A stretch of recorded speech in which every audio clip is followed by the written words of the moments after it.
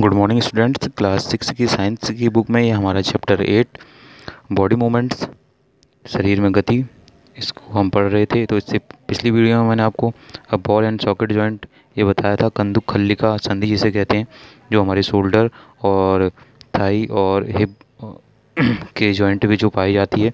ठीक है, तो ये मैंने बताई थी आपको। आज की इस वीडियो में हम आपको जो पिवोटल जॉइंट होता है, जिसको हम कहते हैं धुराग्र संधि, इसके बारे में हम पढ़ेंगे। तो स्टार्ट करते हैं। The joint where our neck joints the head is a pivotal joint. गर्दन तथा सिर को जोड़ने वाली संधि धुराग्र संधि होती है। It allows us to bend our head forward and backward. इसके द्वारा सिर को आगे पीछे या दाएं व बाएं घुमा सकते हैं।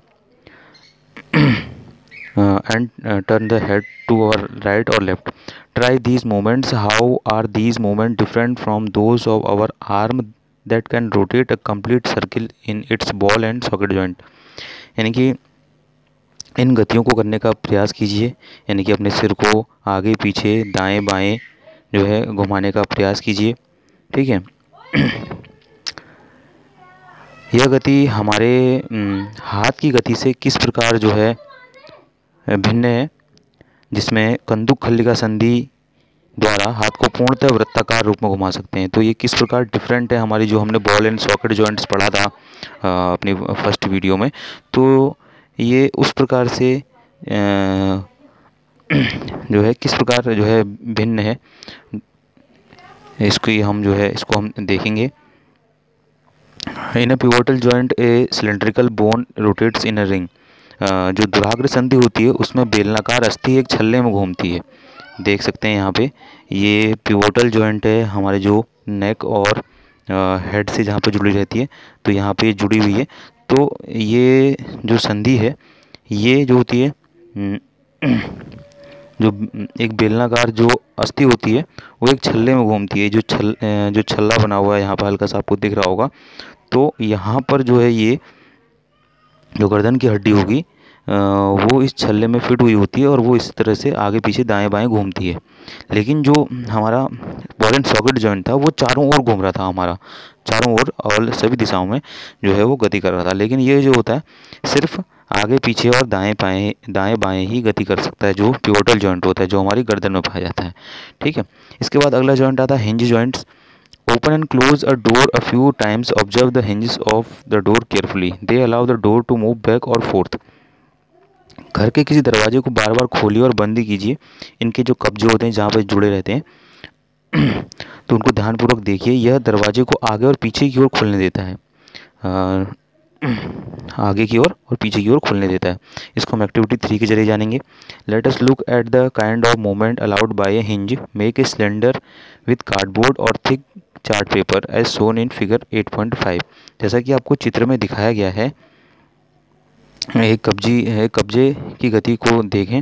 इसके लिए आपको एक मोटे कागज़ या एक गत्ते का एक बेलन या सिलेंडर बनाना है। ठीक है, जैसे कि आपने एक ये मोटे गत्ते का आपने एक गोलाकार रूप में एक सिलेंडर बनाया हुआ है। ठीक है, attach a small pencil to the cylinder by passing the cylinder at the centre as shown. जैसा कि चित्र में दिखाया गया है, गत्ते या कागज़ के बेलन के मध्य में छेद करके एक छोटी पेंसिल लगाइए। एक जो है यहाँ पर सेंटर में छेद करके एक आपने पेंसिल इसमें डालनी है। ठीक है, make a hollow half cylinder from cardboard such that the rolled up cylinder can fit inside it easily. गत्ते का एक और टुकड़ा लेकर उसको इस प्रकार मोड़िए कि यह आधा बेलन बन जाए, जिस पर दूसरे बेलन को सरलता से घुमाया जा सके। तो इस प्रकार से हमने जो है कागज़ को मोड़ना है कि जिस प्रकार से जो है ये बेलन के आकार का बन जाए, ये जो हमने बनाया था। ठीक है, तो इस प्रकार से आसानी से इसके अंदर जाके ये रोटेट होने लगे, यानी कि घूमने लगे। ठीक है, try to move the rolled up cylinder. और इसके बाद आपने क्या करना है, आधे बेलन पर रखा पूर्ण बेलन को कब्जे की भांति है, जो आधा बेलन है ये जो पूर्ण कब्जे की भांति जो है कार्य कर रहा है। हाउ डज इट मूव, ये जो है किस प्रकार गति करता है। पेंसिल लगे बेलन को चलाने का प्रयास कीजिए। जो पेंसिल लगा हुआ जो ये बेलन है, इसको आपने चलाने का प्रयास करना है, इधर उधर या इधर उधर करके।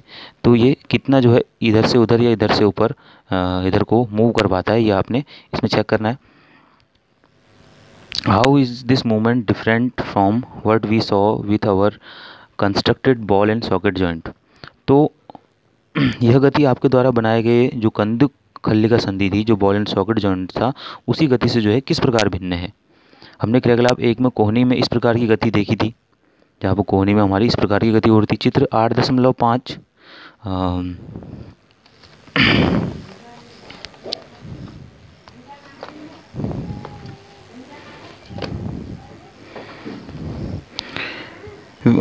what we have constructed in figure 8.4 is different from a hinge, of course, but it illustrates the direction in which a hinge allows movements।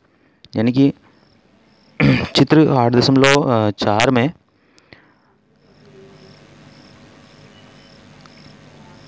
जो कुछ हमने बनाया था वह एक हिंज से भिन्न है, यानी कि एक जोड़ से भिन्न है। लेकिन इससे यह पता चलता है कि हिंज एक दिशा में गति होने देता है। कोहनी में हिंज संधि है जिससे केवल आगे और पीछे एक ही दिशा में गति हो सकती है। ठीक है, the elbow has a hinge joints that allows only A back and fourth movement. Can you think of more example of such joints. क्या आप जो है ऐसी संधियों के कुछ और उदाहरण बता सकते हैं।